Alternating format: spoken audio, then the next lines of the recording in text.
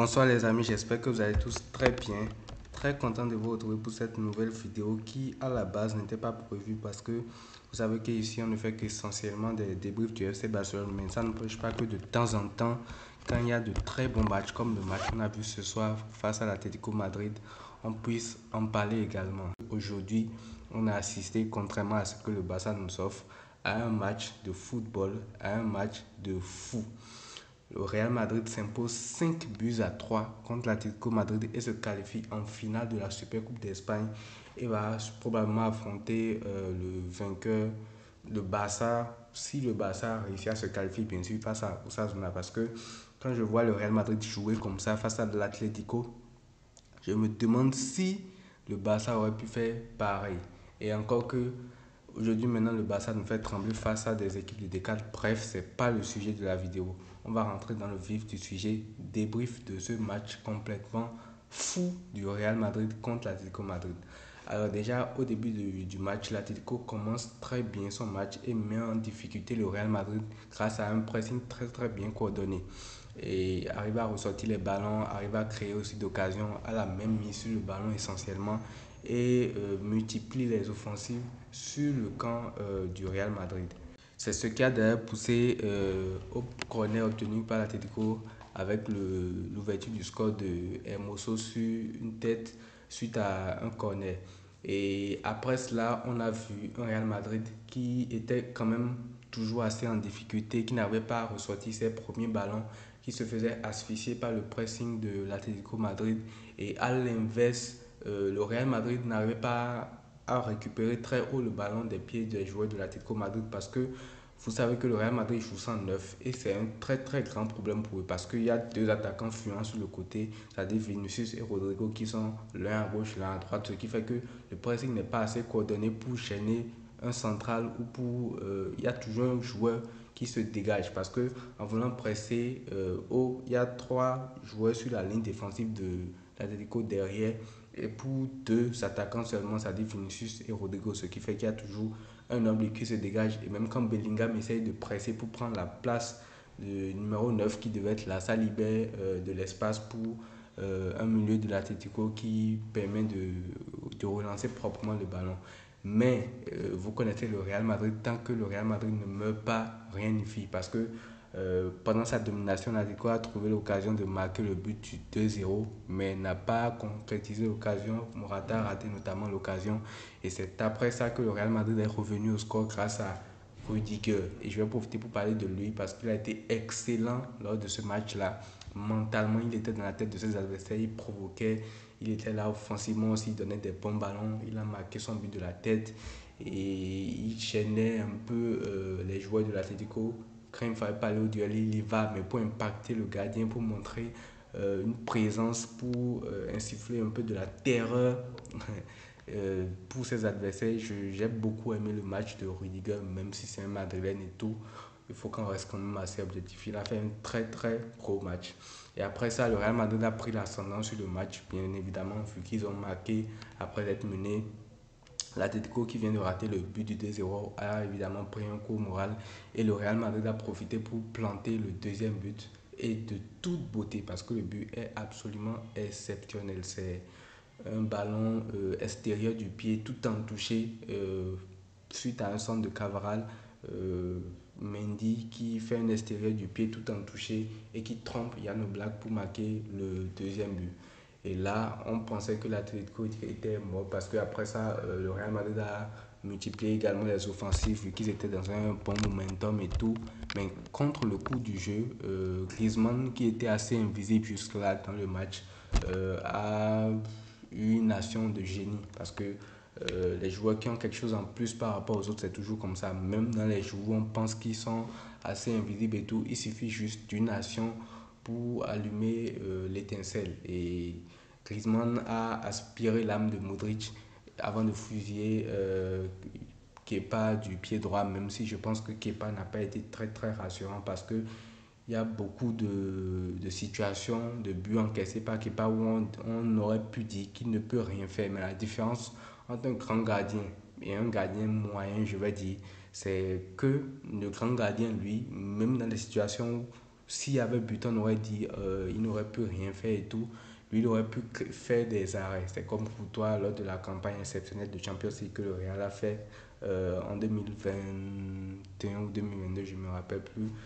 L'année où ils éliminent Paris, Liverpool, machin, machin et tout.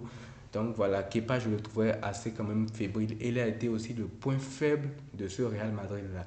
Alors en deuxième mi-temps, vu qu'ils sont partis à la pause à 2-2, en deuxième mi-temps, il y avait un peu plus de calme dans le jeu, un peu plus de calcul dans les tactiques parce que plus le match avançait, déjà les joueurs se sont beaucoup dépensés en première mi-temps, mais plus le match avançait, plus chacun calculait, plus chaque but devait devenir un peu plus crucial, pouvait décider de la qualification ou non. Donc il y a eu un peu plus de possession stérile par-ci par-là, quelques occasions, mais la deuxième mi-temps s'est enflammée uniquement après le but de Alvaro Morata ou le CSC de Rudiger, je ne me rappelle plus trop. C'est là que le Real Madrid, vu qu'ils ont encaissé le troisième but, il ne restait plus que quelques temps, est revenu au score parce qu'ils ont multiplié les offensives grâce à ça. Et après ça, du moins, ils ont multiplié les offensives, ils sont revenus au score grâce à un but de Cavaral. Sur une occasion, le Real multiplie les offensives. Je pense que c'est Vinicius qui frappe en premier. Ça rebondit sur un défenseur. Après, Bellingham frappe par deux fois à ses contrées. Et Cavaral vient fusiller dans la lucarne gauche. Jan Oblak qui était par terre et qui ne pouvait absolument rien faire. Et là encore, le Real Madrid est revenu. Cavaral, au passage, qui a fait un match aussi de crack sur son côté. Offensivement, il a beaucoup apporté. Et aussi, défensivement, il a été très sérieux. Il n'a pas fait de. Il est sorti vraiment de la mauvaise période qu'il a vécue il y a quelques années en arrière. Et je vais profiter aussi pour toucher un mot sur Federico Valverde, qui, je ne comprends plus rien. Ce mec-là, il peut enchaîner 2 matchs de suite sans être fatigué. Il court dans tous les sens. Et même en pleine prolongation, tu as l'impression qu'il vient juste de rentrer dans un match. Oui, je me demande même si il se fatigue des fois. Donc, bien évidemment, après ça, le Real a repris l'ascendant, le Real a multiplié encore les offensives et tout. Le match s'est terminé là, ils sont allés en prolongation. Et pendant toute la prolongation, l'Atlético Madrid n'a pas vraiment eu d'occasion sérieuse parce que les joueurs étaient carbonisés. Je ne sais pas pourquoi. Le Real Madrid a beaucoup plus touché. Mais là où il y a eu la différence aussi, c'est que les remplaçants effectués par le Real Madrid ont eu beaucoup plus d'impact dans le jeu, à part peut-être Kamavinga, il y a Brahim Diaz qui a été intéressant, Rossellou aussi qui a été intéressant, bref, Ada Güler aussi. Mais du côté de l'Atlético Madrid, que ce soit César Azpilicueta, que ce soit Javi, je ne sais plus comment il s'appelle, aucun d'eux n'a été vraiment impactant dans le jeu. Riquelme aussi, c'est là où le contrat s'est fait. Ces joueurs remplaçants qui étaient censés amener une seconde âme à leur équipe du côté du Real Madrid ont fait quasiment le job, contrairement à l'Atlético Madrid. Et le Real Madrid a marqué sur un autogol, je pense aussi, d'un joueur de l'Atlético Madrid. En tout cas, Rossellou, je pense que c'est Rossellou qui a marqué le but, ouais, sur un centre de Carvalho, je ne sais plus qui a marqué le quatrième but du Real Madrid pour les envoyer en finale. Mais il restait encore du temps de jeu. L'Atlético a essayé de revenir. Ils ont repris le contrôle du match là pendant ce moment parce que c'est logique vu que le Real a marqué le quatrième but. Ils pouvaient se contenter maintenant de descendre un peu et de jouer en contre s'il y a les possibilités. Et dans ce genre de match là, vous savez que quand il y a des corners, les gardiens sautent pour aider leur équipe à concrétiser cette occasion-là. Donc, il y a eu un cas comme ça qui s'est présenté. L'Atlético a trouvé deux corners. Le premier corner qui a été bien couvert parce que Jan Oblak est sorti. Et le deuxième corner, malheureusement pour l'Atlético, le ballon a été renvoyé. Oblak, ça se voit que c'est un gardien parce que face à un joueur comme Brahim Diaz qui est un joueur de champ, sa vitesse s'est beaucoup fait ressentir. Brahim Diaz a devancé pour aller prendre le ballon et le pousser au fond des filets. Et le Real Madrid a donc gagné 5 buts à 3 et se qualifie pour la finale de la Super Coupe d'Espagne et affrontera éventuellement le Barça pour un Classico comme l'année passée si le Barça ne fait pas des bêtises parce qu'on sait que on va tituber face au 12e de la Liga. Quand je vois le Real Madrid, ceux qui sont capables de produire sans numéro 9 et je vois le Barça jouer, ça me fait mal au crâne parce que le fait de ne pas avoir de numéro 9 pose énormément de problèmes au Real Madrid. Déjà, il y a beaucoup de passes futiles, il n'y a pas de centre parce qu'il n'y a pas cette présence dans la surface, à part quand c'est des coups de pied arrêtés où Rudiger va monter ou quand c'est Bellingham qui est un peu dans la surface. Mais dès que Joselu est rentré, ça a fait beaucoup de bien à ce Real Madrid là parce que Joselu impose cette présence physique dans la surface qui fait que les défenseurs auront beaucoup plus un œil sur ça, ils seront beaucoup plus en danger quand il y aura des centres et tout, et ils seront peut-être aspirés aussi pour libérer de l'espace pour les joueurs de côté.